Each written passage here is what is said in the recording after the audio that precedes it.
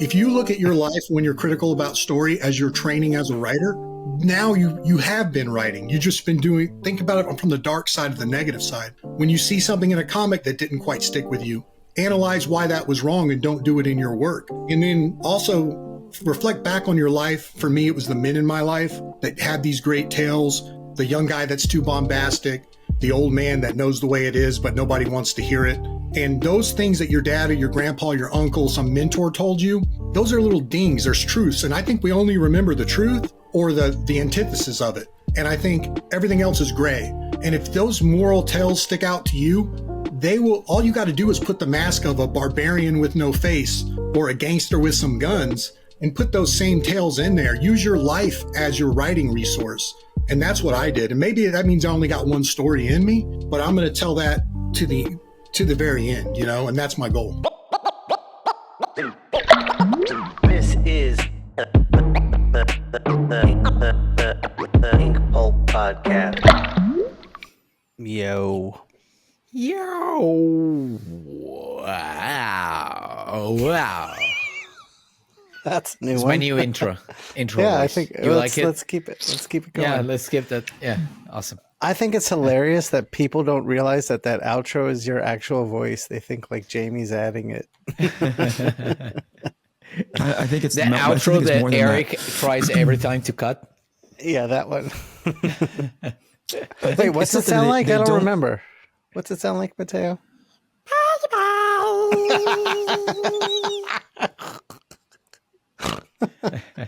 You know that scene when Anakin kind of becomes Darth Vader? Uh-huh. Look at Eric's screen. Does that make you think of that scene? Ah, okay. Yeah, absolutely. For a moment, I thought, do they make this sound when he turns into Darth Vader? Like, I'm turning That would be awesome. Darth Vader. Hello. I'm gonna fucking kill you.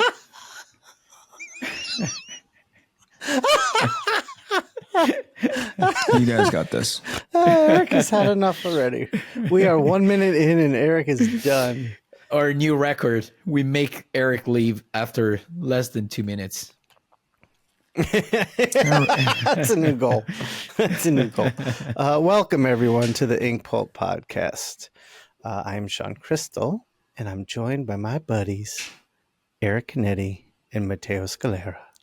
This is an NPR edition of the Inkpulp Podcast.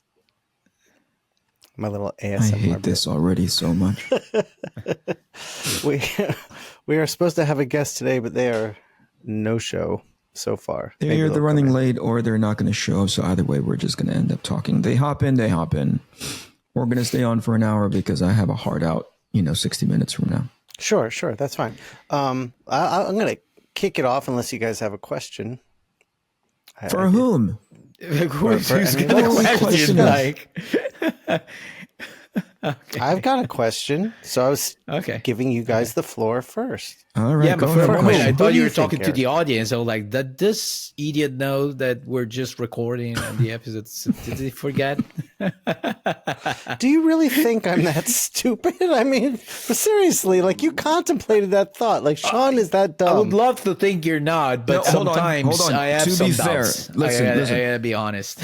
Listen, I think he had to talk himself out. Like the way you phrased that question is that, do you think I'm really that dumb? He had to talk himself out of that question, like that thought. You know what I mean? So I think the question is, he does think that, right? And then he had to go, no, Shawn can't possibly be that dumb. So he effectively gave you a benefit of a doubt. Yeah. So Shawn, you had a question for the Phantom audience. Go ahead. Well, Nick just emailed. He's going to be in soon. So until he gets here, I've been looking at both of your guys' work quite a bit, and your because like I said, I'm spending a lot of time this year working on my value systems in my paintings. So my question is, what helped you guys gain a better understanding of how to use value in a composition? You go first, Manny. I just think about you're talking specifically for a painting. Or what? I mean, you always work in values. So for a panel or for a cover, like you do. I don't know. Generally speaking, Matteo's like, I'm just really fucking good. You know, that's what he's saying. I'm just good. pretty much. I'm just a natural, It's like, you know. I don't know. It's I don't like need to fucking learn. yeah, it's fucking Tuesday. I'm just good on Tuesday and Monday, and No. Thursday and Friday and Saturday. Generally speaking, I think about what I want the focus to be in the image that I'm doing, that I'm working on, and then I work around it with values. But it's more complicated than that. It's but I would have to think about it. Like, I would have really to think about it. This is one of those things where Is there an artist you studied I'll probably that- have a nice answer, but after the podcast. So probably I'll tell you the answer on the So next episode. next show next show is us three. We can talk about it then. You have some time to let it marinate. Yeah. Since we- When is about the it. next show? We'll do We're one gonna next be- week. If you guys want to do Are one next we- week, we'll do one next week. No, are we going to be in? What do you call it? Doing one? We're going to be in the show. Do you want doing me to one, or bring no? equipment to do one into Orlando, DC? Yeah. That'd be nice to do. Well, Matteo, it's a quick turnaround for do a Matteo. It'd be live great. one. Do an in-person be fun. one? Okay. All right. I'll pack some shit. I got to figure out what I need, but yeah, I'll figure it out. That's awesome. Bring your just bring your super fancy camera, man. Well, I'll bring my Mevos like we did in Italy. There it is. Did we ramp one up in Italy or no? We did one in Matteo's studio. Oh yeah, yeah, I remember. Yeah, and I bought the handheld mics and the soundboard, so that's what I'll do. You're not going to bring the soundboard. Yeah, I'm gonna have to, Yeah, all right. because if it's because the Mevos will only be able to handle 2 mics, so we're gonna need 3. So I'll bring the soundboard for that. All right. Fine, if you want to get fancy about it. Well, that's the only way we can record What brought audio. that question up? About values? Mhm. Because I've been spending. I mean, I've dedicated myself this year to getting a better understanding of it, and every painting I've been doing, I'm showing Matteo, I'm showing Ilya, and I'm getting feedback, and I'm just like, what can help me learn better? And so that's why I was asking you to see if there's any tools out there that you guys recommended. Yeah, What kind generally of feedback speaking, has Shawn, going Mattteo back and to Ilya it, given to you? my answer, I would say that in general, what I do is, again, I start from one point on my piece, and this goes especially for illustrations, like commissions and stuff like that, so single pieces. And I will start from one specific point and how I want it to be visualized. And then I'll go around that thing with all the other stuff that I have there. So, for example, we were just before starting recording, we were talking about the logo that I just showed you.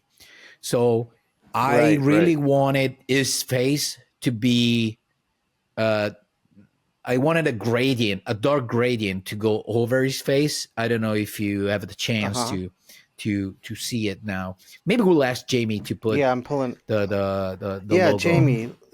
on the logo on. I'm pulling it up So- right now on my phone so I can see it. Yeah, I really Go ahead. wanted a dark gradient on his face so you could just see I his see that. eyes and the teeth. And then I started building from there. So since he has dark hair and stuff like that, the face, the head was gonna be really dark. So I decided I'm gonna put something white behind him, which is a kind of moon / planet you have there. And then I went from there. Right. So, yeah. Okay. And you typically use 5 values. I mean, that's your game, right? Yeah. The levels are those. It can get more if I have 2 similar values that are one against each other. I can create an extra one. But yeah, generally speaking, I use 5. Yeah. Then that's the reason Eric, why you were I gonna call say my something? new sketchbook 5 Shades of Gray. Oh no, that was the old one. Exactly. Shit. Fuck. This is the perfect title for the new one is Dumb Shark. And that's why I called the second one Dumb Shark.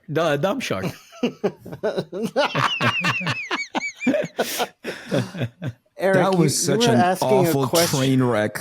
You were asking a question before Mattteo That started was talking. so bad. You're right, Eric. But the good thing, you know what it is? That car crash. Is that I keep trying. Never be ashamed that's of true. my mistakes. No. Yes.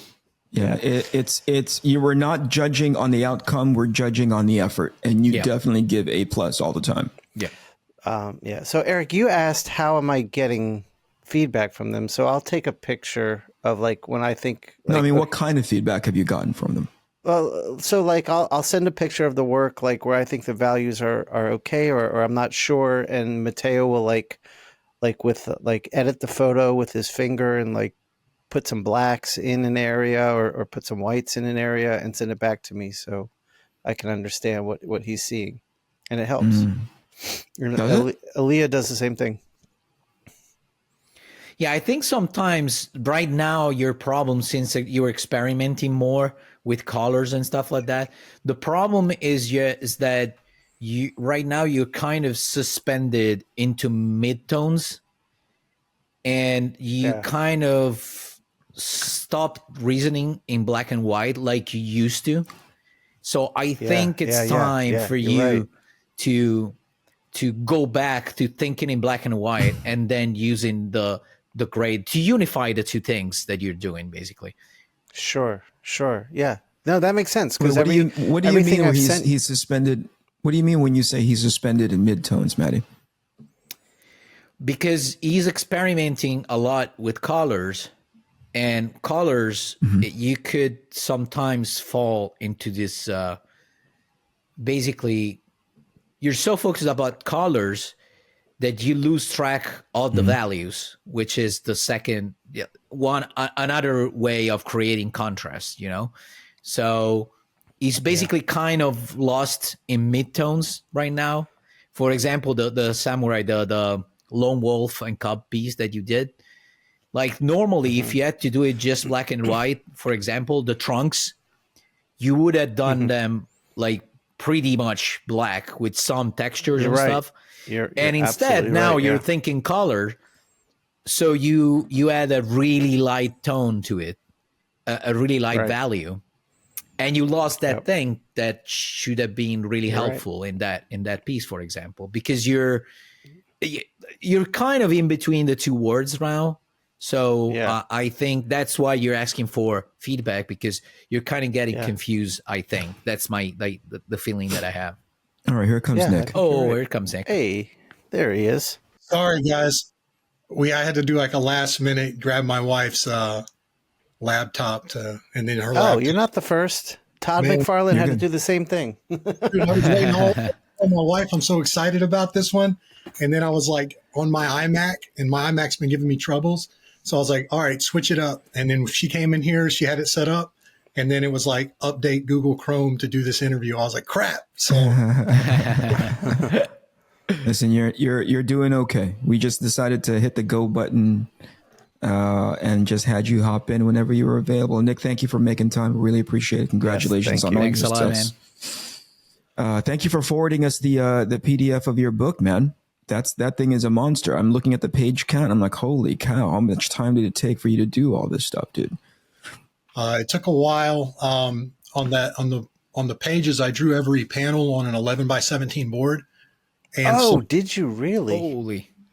Yeah. So there was a little bit of a strategy to that. I knew the original art collecting market would be relatively strong with Felix Comic Art, and so I thought if I was going to do this crowdfunding thing, I was going to go as big as I could and do my best work, even though I think when it reduces down, I lose a lot of line quality. But I knew that it needed to be a bit of a spectacle, you know? So that was important to me. And I really appreciate you guys having me on. I'm a big fan. I know Shawn's been interviewing people for so long. And then when you guys started this new editing and seeing you guys reels everywhere, and I was telling Shawn at OAX, I love the conversation you guys have been having. Also blown away by y'all's work and really appreciative to be on. But I think you guys are doing it right, starting to really brand it. And I think that's going to be the future, us creating our own little identities in the world, selling our Speak on that, Nick. you've got a lot to say about this. I remember in OAX we touched this. And by the way, before you start, Nick, I just wanted to tell you I recently read Axe Wielder, John, which is your main thing now, and fucking beautiful, man.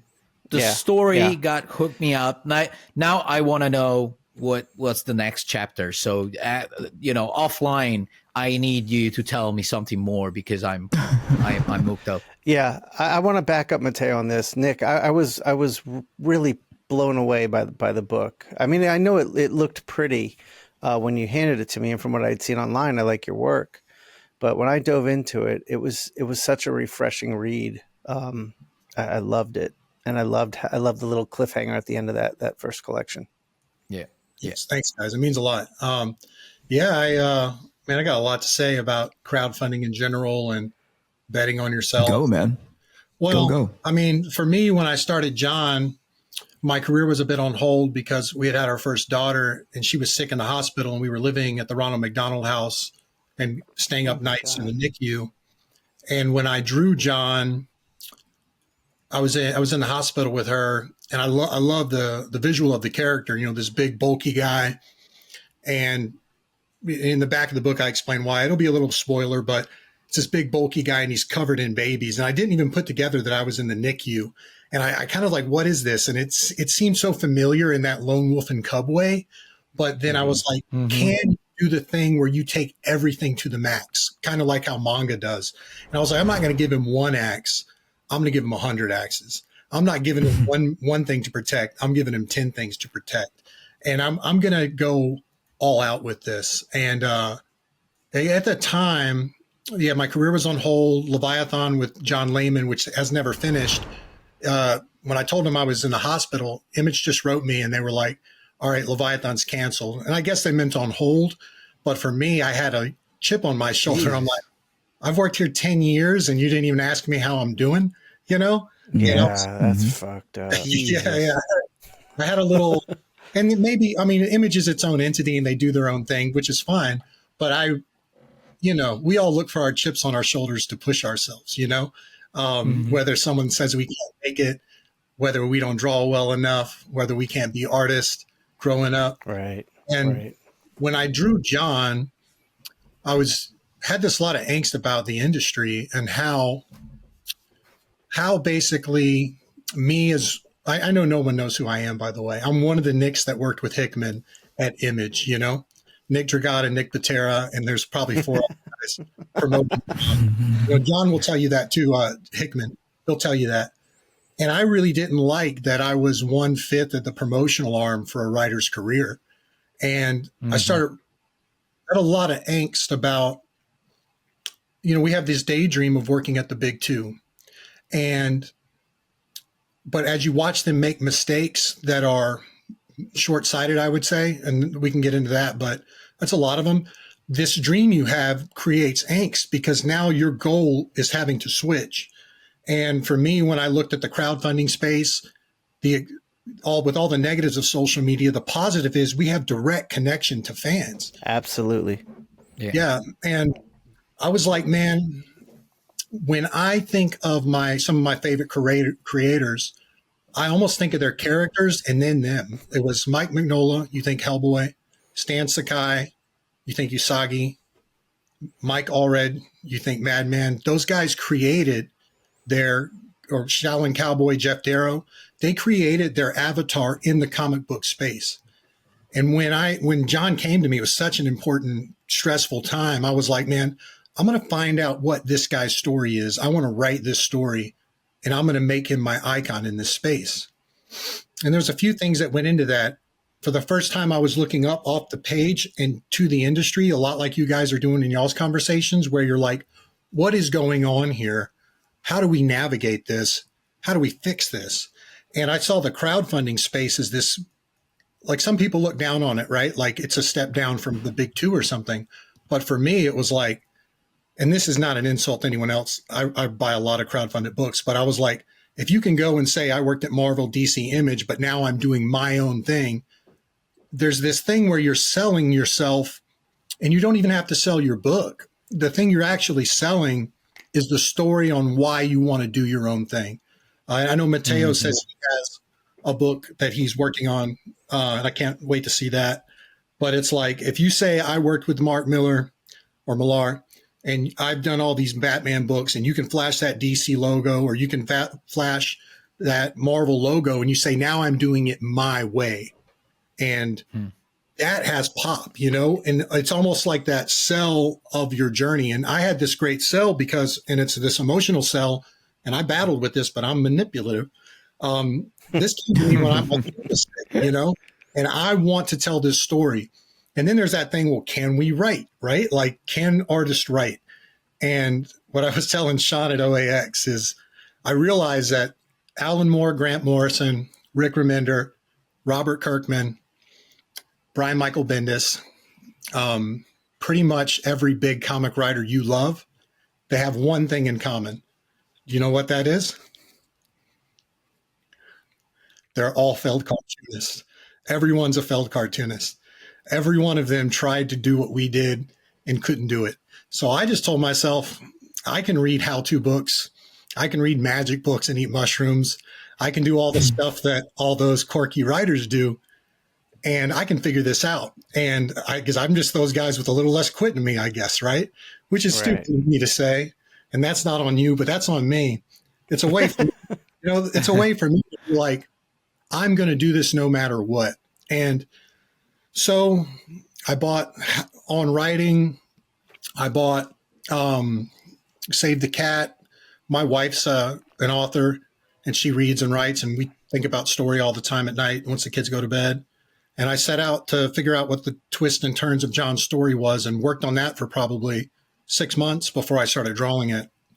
I came up with 7 volumes, which is way too much, but I plotted it out for 7 breaks, and I'm just going to do it, and that's kind of the story of John and how he's getting going. So, yeah. That's awesome. Yeah. Well, first of all, I was going to say, anything you got to tell yourself to get it done, like you got to tell yourself, I can write like them, like whatever you got to say, it doesn't matter. If it gets you to get to the point where you're getting it done, it's all in a positive means. One of the things I really enjoyed about your book, and one of the things I'm enjoying a lot about these artists who are kind of taking the writing back and doing their own thing, is the books breathe. And what I mean by that is we're spending like the last 5 years or so of me working freelance for Marvel and DC.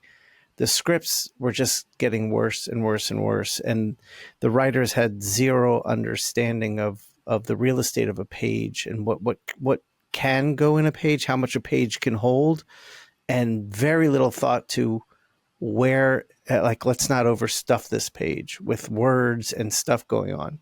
And one of the things I always like about manga is it breathes. And I've been complaining about this for a long time, that, you pick up a Marvel or DC book and you open it up, it doesn't welcome you in at all. It's so overwhelming. There's too much there. Whereas like your book, I open it up, it just invites you in. And I think that's something we all need to be thinking about as we're creating these books. And your book just did it in spades. And it was one of the best things about the book for me. Yeah. What did it do to invite you in, Shawn? Well, every page is 3 panels. So there's a lot of it's a good use of negative space and very minimal in the dialogue. So the story is told visually, and the dialogue's there to serve its purpose and nothing more. But it's not like you're not looking at a 6-panel page with tons of stuff going on everywhere. It's 3 panels. And while there's a ton of when Nick needed to draw like a big giant scene, it would be a double page spread and he would fill the shit out of it. But it was composed well, and there was attention to negative space, and nothing felt overcrowded. And it was welcoming. Does that make sense? It does. Something I focused Sorry, on. I interrupted you. Something I focused on with that was when I started the writing journey, it was like I went to my favorite stuff. Like I love Urasawa's Pluto. And if you've ever read Pluto, a character delivers a line and then they might look down and then look up. and then deliver the line. And the line has impact, and you guys know that.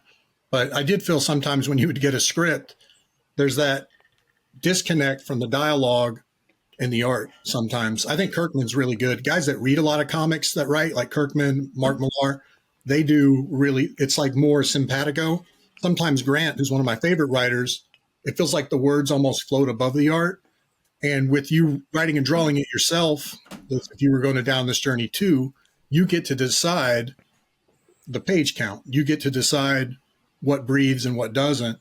And I always thought decompressed storytelling was the way, and so even though a page, some of those sequences I could have done in 3 pages that I extended to 7 because I wanted the breathing and the space and have the dialogue matter. And then a really big trick for me, and this is probably the biggest trick for a writing tip, is I noticed that some of the best writers, when their characters speak, they are having 2 different conversations and they're not literal. There's no exposition, meaning like in Axe Wielder, there's a new executioner and a retiring executioner.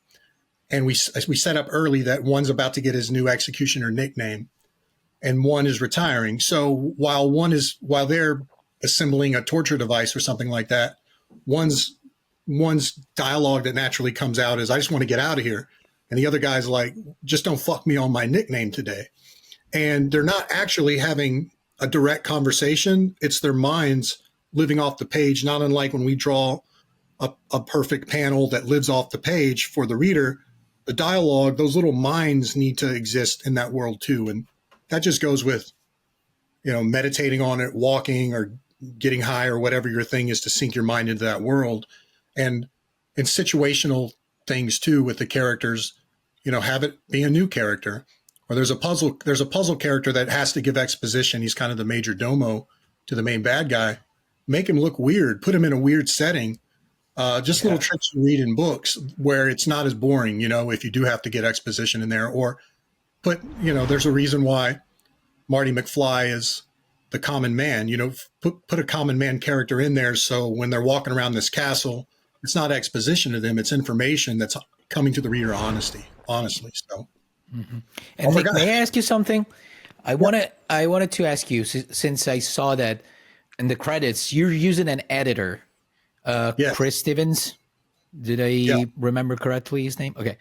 So was that a decision that you took immediately when you decided to do the book, or something that you realized that you needed after? How did that come up?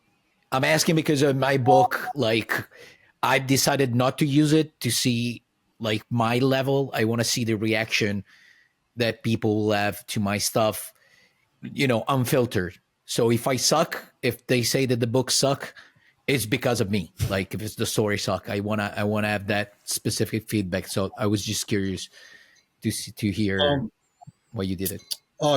Chris Stevens is amazing. He's like a 2-time Eisner Award-winning editor. He's freelance. But we're working together more formal now. And it was man, I am nothing without a deadline. I won't produce. I'll spin my wheels. I'll wait to the last minute. I'm not self-motivated. And the way I knew Chris was, the way I started this journey was I was going to do this, and anything that popped up in my path to get across this river, I looked at like a stone. Why did God or the universe put this person in here? Whether it be a promoter or a platform to go to. And Chris Stevens had long been this kind of crazy person in my inbox. He had did the Large Little Nemo book. It's really gigantic. He was the editor of that. And I was supposed to do something for that, but I never did. And he would call me and berate me. And I barely knew him. He was like, get your shit together. You got a real good chance to be in an important book. Write me messages on Facebook, post on my Facebook wall. This was 10 years ago. And I knew I had not turned it in. I also didn't get paid, so I didn't care. But I did care, And then when I thought, man, I need someone who's going to ride me and be honest with me, Chris was the first person on the list. He had already won Eisner's by then. And I knew I needed somebody like a brother that would get in there and tell me what's going on. And the other part of that, my wife is a great writer, but you can only bother your friends and your wives so much. Be like, oh, in panel 2, this, and call them manically. Oh, and this. No one's going to get in there in the nitty gritty. And I yearned for that. Like, I never got that at Image because we were doing our own thing with Hickman and me. It was it was Marvel style. So it was kind of fly by the seat of your pants. A little bit of work I had at Marvel and DC, a couple issues here and there. No editor ever took interest in me. And I wanted that. I wanted that so bad. And so I was like, man, I'll just pay Chris to do it, and pretty soon we're calling each other every day. Think about this. Think about this. Let's set this up at this turn. And it is invaluable to have 2 or 3 friends and an editor that's invested with you on page turns, combing the dialogue, making it correct like a clock. And not that you have to take all their notes to heart.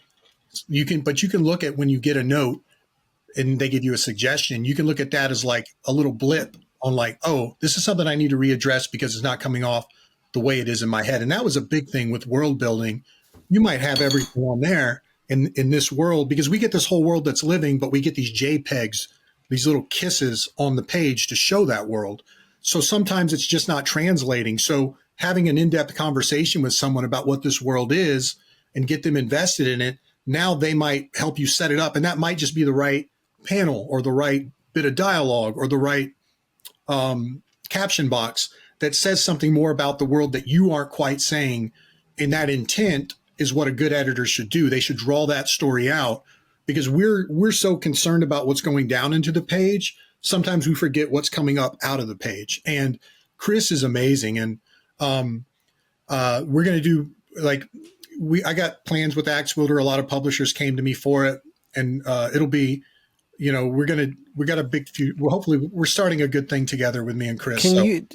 Nick, can you talk at all about the publishing plans, or is that still not knowledge to put out there? No, I can hint at it. I won't say who we chose yet. That's going to be announced later. But basically, and this is a big turn. Like, you got to create the thing too. Like, a lot of us are like, I have an assistant who's like really into building his platform up. But I personally think he should be working on his art. He's got to get a lot better before he can do the thing you guys are doing, right? But it's kind of like chicken and the egg, right? Like, which one comes first?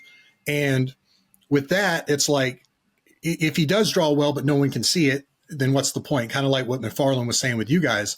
But if he does, if he just makes the platform, but the product isn't good, then you've lost 2, And with me, it's what Matt Kent is doing or what Sean Gordon Murphy's doing.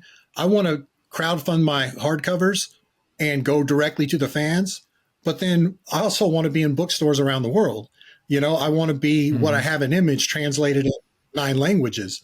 So I think the future model is what Sean and Matt Kent and a lot of people are doing now, is where you get this stuff funded on your own, and then you bring it after you show it's relatively successful or even almost free for the publisher. And then you go and you reap all those benefits too in a mass market release, put the soft covers out or the single issues out, however you want to break it out. That has to be the future model for me. I can't see it going any other way. And there's a lot of, when you do that, you're not giving up any of the property to the publisher. No, I would never. I mean, Image and Hickman taught me that you never give up your IP. I think the days of somebody coming in and paying you $400 a page to own 51% of your book. Let's just say artist X, who's amazing with 50,000 followers online. Someone comes to him and says 51% or 50-50 controlling interest for $400 a page. Artist X can go online and make $500 a page or $300 and not have to do that ever again. And then go back to that publisher and have them distribute it for 1% of the profits on the graphic novel, not any control of the IP. People like those Stan Lee days and those days, I think those days are numbered. Like, these are our properties. We're making them. We're risking our health. I know I do. I eat too much and stay up too late to make these books. And why am I going to do that for a minuscule amount? And I think, and if you think about the turn when you decide to do it yourself, all the anxiety you have is flipped. Everything that you were worried about is gone. If I would have went to, even Image or anywhere with a pitch from a new writer and 3 or 4 pages of art, then I'm asking some 24-year-old editor at one of these imprints, is it okay to make my art?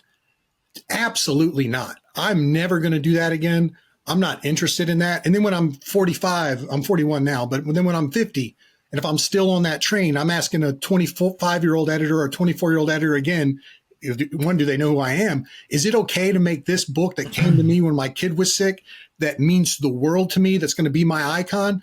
Like, the idea that we are going to go ask permission to make our art in my head is gone. I will never do that.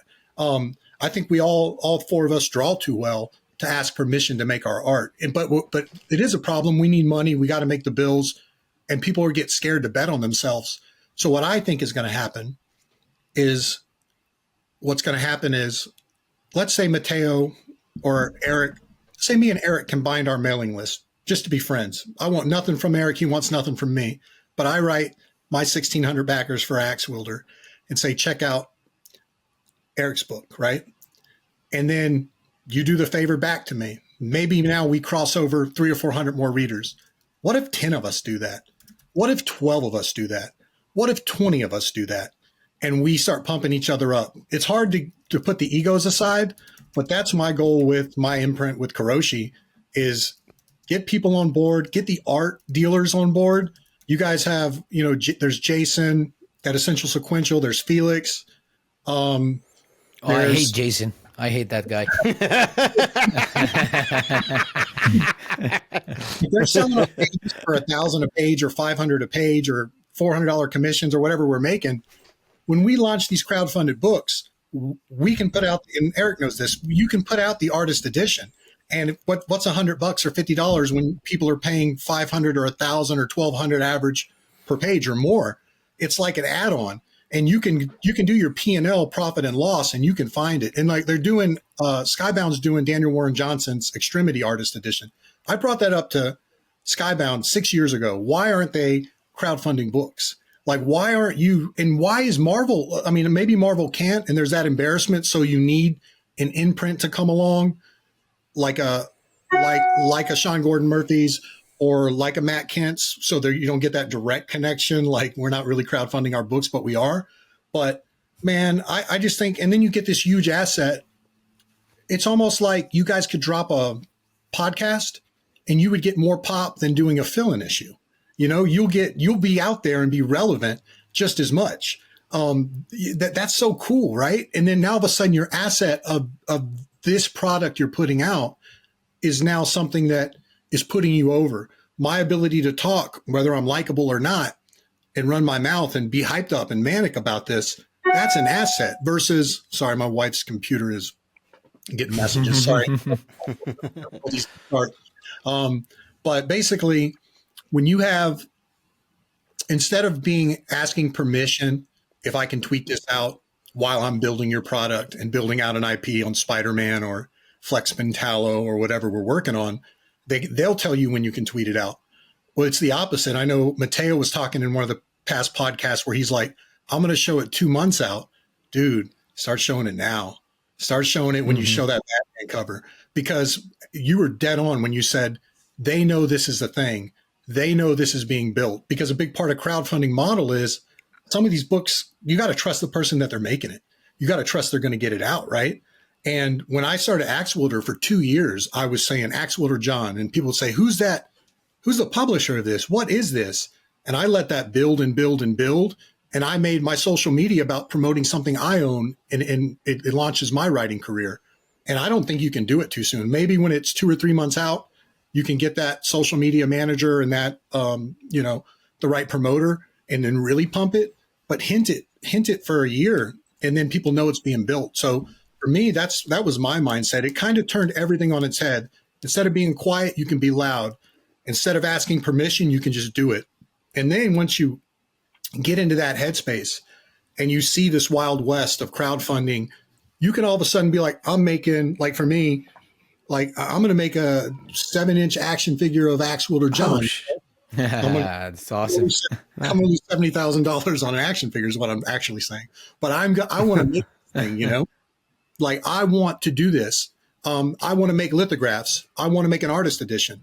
I know a lot of image artists where they won't recollect their work, and they're fantastic artists, 10 times better than me, but image doesn't want to go negative on the print run. I just don't see why we're letting $30,000 or $40,000 get in the way of doing bigger things. That money is important. You got to have it to live, but money isn't the end goal. It's getting your work out there, getting your brand out there, saying who you are as a person and putting that in a story, your humor, your ability to draw, your ability to make page turns, and then get out there and make our brands. I don't think, and if it takes, like for me, it took $30,000 negative to make Axe Wielder. I mean, we did really good on the crowdfunding. We're at almost 215,000 or something like that. But granted, I didn't make money for 2 years while I was drawing it. And I was negative 30,000 in colors and edits and editors and designers. But for me, for 30,000 bucks, the next guy can, let's say if James Heron wants to make his next book, I'll just show James Heron 10 times better than me. James, I want nothing from you. I want the best for you. Here's all my backers. Do it under this imprint if you want. I've got it set up to get in stores after. I mean, what's more tempting? You giving your IP away for $400 a page, or you coming to me and I take nothing, you get my backers and we do it. But a lot of people still want to see that model. They want to see that model developed. You know, you got to build it and they will come. You got to run your mouth. I know McFarlane, right? And I think, man, if we don't take from each other and we start giving on the artist side, I mean, the world's our oyster. I believe that, you know. Nick, let me ask you. So you said you were 30 grand in the hole, and you spent 2 years doing Axe Wielder and didn't have income coming in. So how did you pay your bills and keep food on the table during that time? Did you have money saved that floated you? No, I have so what I do whenever I sell my original art, I buy better art. So I got like a huge Frank Quietly collection. I got some Mobius art. I got a bunch of stuff. And so whenever I need anything, let's say I was making good money in 2013, I would buy a big Seth Fisher cover or something. And then if I need money today, some of that stuff's worth 10, 20 times the value. So I'm sacrificing some of my original art collection. A lot of times my wife she just got a major deal, with the Big Five. So she's doing good now, but that's not my money, you know. For me, it's while I was making on John, she didn't have that deal, and she's just an adjunct professor making like $36K a year. So we weren't making anything. Put a little bit on credit cards, pay them off when we can, get by. We were lucky to get in the house like at 2018, so the housing market hadn't exploded yet. So, you know, we get by. We don't, you know, I blow money on art and really nothing else, and you know, we got to make the ends meet with the kids, you know? So, but yeah, what I realized is my love for art is paid itself back tenfold. And I hate selling, but it's cool too. You know, I got an All-Star Superman cover. I got All-Star Superman pages. I'm really proud of the collection. But like when my kid got sick, the bills were huge. When we needed to get in this house, I had to put 20% down. That had to go. I actually owned a full issue of Trad Moore's art from the Legacy of Luther Strode. It's probably worth $100K today. And I had to sell that for, you know, less than a tenth of that when my kid got sick, you know, 5 years ago. Wow. So there's been, and that's heartbreaking, but you know what? It comes and goes, baby. I hate being a guy that I don't want to be a flipper, but if we need the money, you know, the family comes first. Oh yeah, no. So absolutely. the way I looked at it, like I'm sacrificing a couple of pages that are just sitting in a safe somewhere or in a portfolio to like launch my IP. That's a layup, you know, that's a layup. I'll sacrifice that all day. And then if I can create the foundation I want to create with Chris Stevens, and we don't take people's IP and we make it easier to crowdfund and everyone can come along. And the cool part of that is it's usually beneficial. If I could get Matteo's, Shawn's, and Eric's and James Heron's buyers to me too, right? Like if we all work together, holy crap, dude, what would we ever need to go and take even 1,000? I know Mark pays well. But I don't know what he pays, but that's just throw that number out there. I wouldn't I'll take the 300 or 400 I'll make off the crowdfunding off the 1,000 so I can retain my IP, you know? That's just me though. Yeah, no, absolutely. So you did the book and crowdfunded it when it was completely finished? Yeah, so I extended the book based on notes. It was like 85% done, but the coloring, there's like 7 colorists on the book. Mike Garland's the man, but I was with me drawing, I only drew with 003 microns and 005s, and I drew them all gigantic. So I was breaking the flatter's minds. That's a nightmare. Yeah. Oh, shit. Actually broke Mike's. That's a nightmare, bro. Yeah, actually broke Mike's mind, and he had to bow out for a mental break. And then I brought guys in; they just weren't working out. Some of them worked out, some of them didn't. So a lot of money and time was wasted there. While they were catching up with me because I was 85% done, I added like 20 more pages, 20 more pages. So then that put us a little more behind. So it was a year late, and I'm going to make sure that doesn't happen again. But it's an oversized hardcover, you know, and we made it the best we possibly could. It's a very, very pretty book. Like, I'm not just saying the art is great, but the book itself is well done, well designed, published well, nice paper, absolutely. Nice stock on the cover. So Nice. this first book, you used Zoop as a platform, right? I did.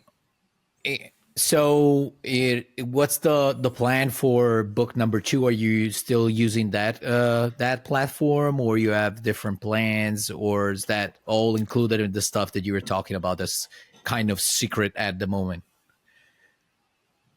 Well, I guess every book that comes, if I was to launch another book, and we have some really big books, I'll tell you guys once we get off air, coming, and it's like every creator gets to choose their own platform, right? Zoop worked for me, and I like those guys. And the cool thing about Zoop is it's a handful of people, and they will call me, and I can call them and be like, hey, change this. Hey, let's do this. And they handle all the stuff we don't want to do to free us up as creatives, right? So I'm not having to deal with the printer. I'm not having to deal with the toy guy. I'm not having to deal with you get a team behind you, but that comes at a cost. They're taking, at least for me, 25% of net. And I'm pretty sure that's their standard deal. So you're losing on 200,000, 25%. That's a chunk, you know? I mean, that's a good chunk of money. So there's also the point where you need to learn to do it ourselves too. But this was my first go around. I love the Zoop guys, and I would recommend them for anyone who's getting their toe in. The name's Eric Moss and Jordan Plosky, and they run it, and they're fantastic. If you're a new creator and you want the help, they're there for you. But I also know that Kickstarter's got a way bigger platform. You know, there's the main guy there is Mike Manola's publicist, David Hyde, and if you can actually get a hold of him and pay him his fees, and Mattteo, you should look into him if you're going to use Kickstarter. He does super fan promotion. He's fantastic. And we couldn't use him on Zoop because he kind of does everything through Kickstarter, but that guy is a guy to know in the crowdfunding space. And that's awesome. Good to know, man. Thanks. I'll definitely hook you up with him if you're interested in using the Kickstarter platform or just need a publicist at all. He's a great guy. So like I'm getting to know more. I'm learning more about printers, learning more about third-party distributors. That knowledge is got some power to it. I plan on to continue using Zoop for my books. I know that's not the way for everybody. People don't want to sacrifice that 25%, but that's just the way it goes. And I was upfront to Zoop about that. You know, they wanted like some exclusive agreement with John, and I was like, no, like I'm not going to tie it up on your platform. They're just honest with them, you know?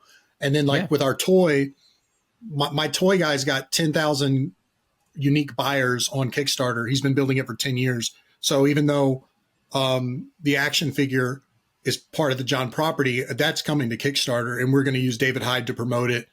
And I have access to his 10,000 buyers. And, a thing you guys should look out for too, if you get connected with any third-party distributors, is share your buyers.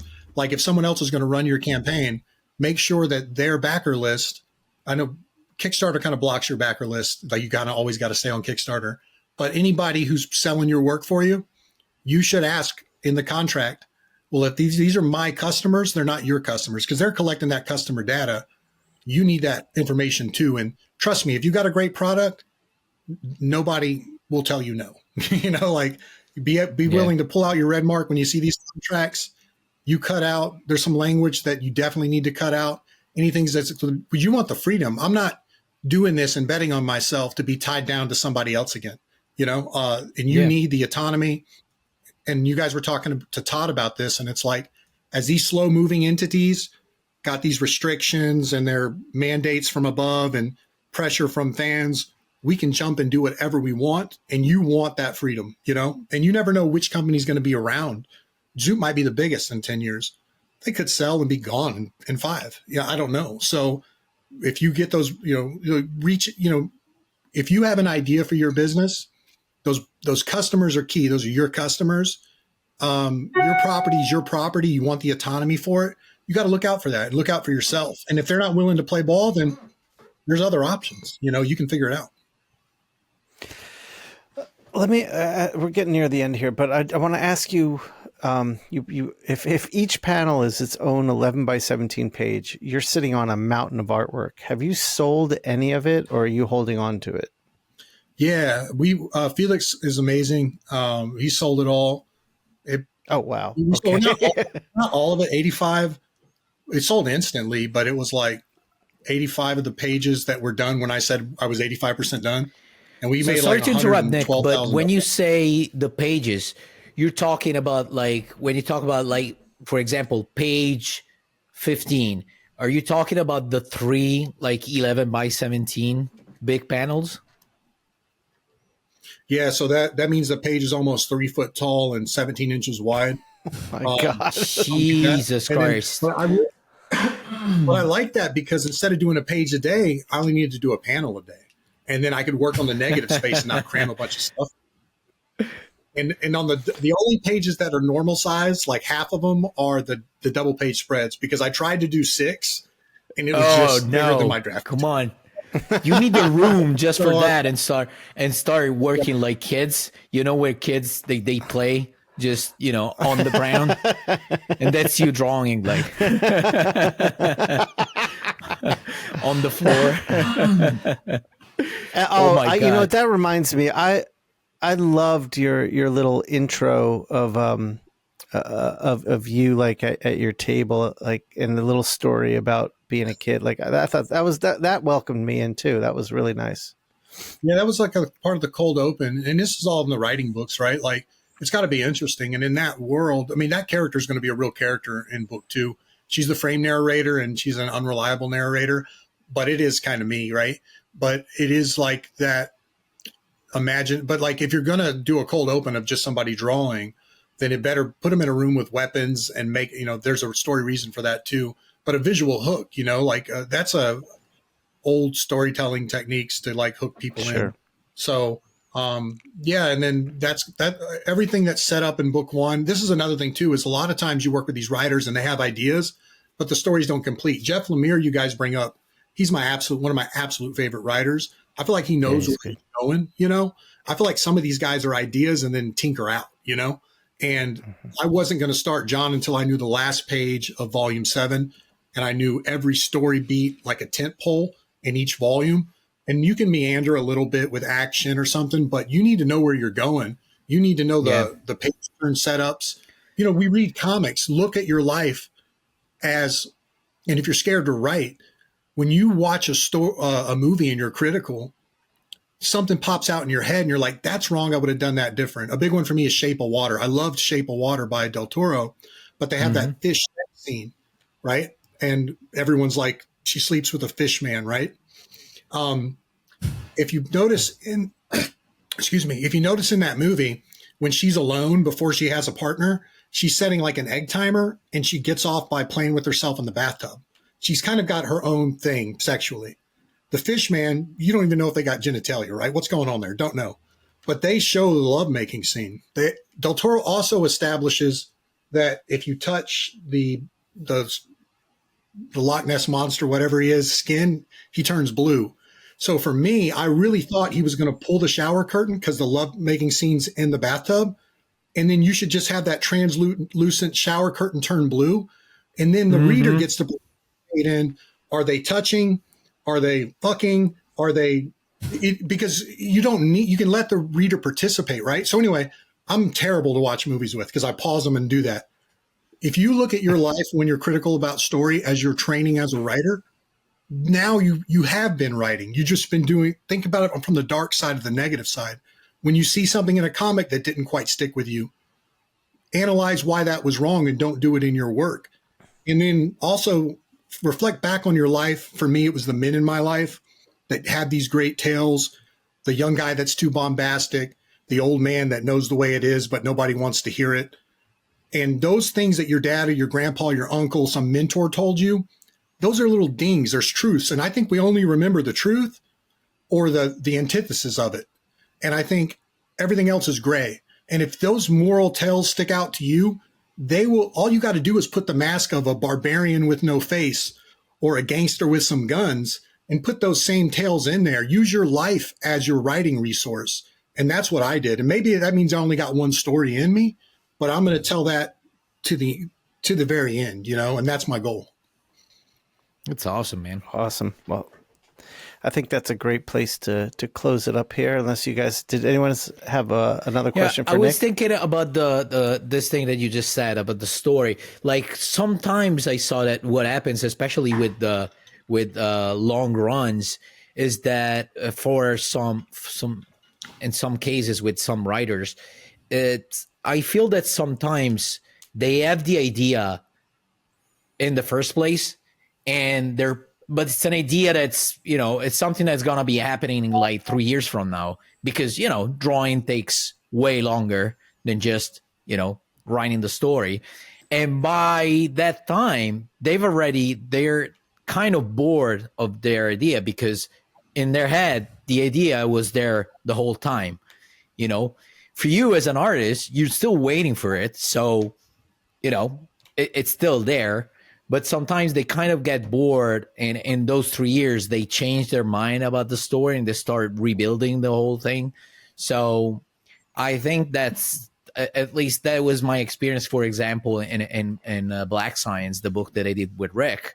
We started with some ideas, and but again, some things had to happen too late, and by that time, Rick was bored of those ideas, so he decided to change them. So it's sometimes...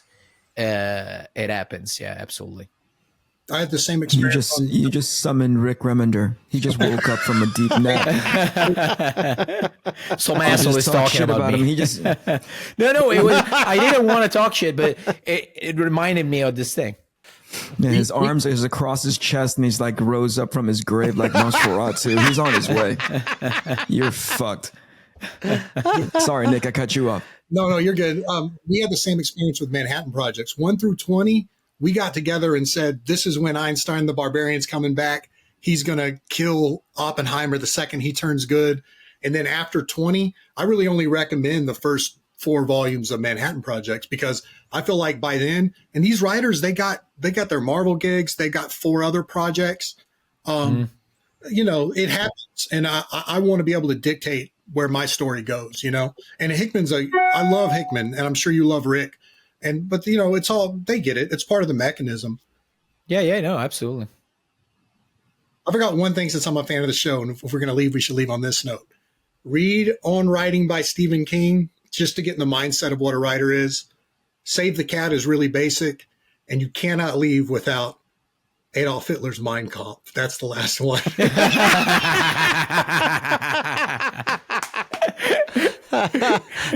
That's a good one. Eric's in the palette of Mein Kampf right now. Yeah, Eric. I'm pretty sure that Eric has one of those printing. For sure. The other 2, I don't know, but one of them, I'm pretty sure. Actually, I love Eric's the show. He's like into stoicism, and I love stoicism. He's always the level-headed. He's exact, Eric's put together, and I love the juxtaposition of you 3 is a great dynamic. And I think you guys got a great thing going. And what I was telling Shawn is I can see down the line an Inkpulp imprint somewhere, and as us creatives, look up from the page for the first time and start navigating this industry. We've got these creative minds that are looking out now. And I think that's dangerous for all the other publishers. You know, we're creative, we're passionate, we're dumb enough to do something that's impossible in being comic book artists. What do we do when we start looking at the business side, you know? Absolutely, man. Well said, thanks man. for coming on, Nick. Thanks a lot, Thanks, man. We Nick. really appreciate it. Thank you, guys. And thank you all for listening. Mattteo, you want to sign us out of here quickly? Nope. Do it, The Inkpulp Podcast. Hey guys, my new sketchbook, Dumb Shark, is finally out. That's great, Fratello. Congrats. Eric, what do you think? Wow, Mattteo. This book has really changed how I think about art. The style, the details, the inking techniques, not to mention the colors. Everything on this book is off the chart. You are so far ahead of any other artist, especially me. I know I always say I don't like your Mr. Freeze book, but that's actually a lie. I was just jealous of your incredible talent because I love everything you do, and sadly, I know deep in my heart that I'll never be at your extraordinary level. You truly are the best artist on planet Earth. This book is a game changer, man. I think everyone out there should go and order Matteo's new art book, Dumb Shark, before it sells out. Gee willikers, Eric. That was an incredible endorsement. You really made me want to buy it. How can I get my hands on it? You can find it on www.essentialsequential.com, or if you're in Europe, you can order it on www.pulps.fr. Wow, Eric. I didn't know you were such a big fan of mine. Thank you. I really don't need to add anything else. You said it all.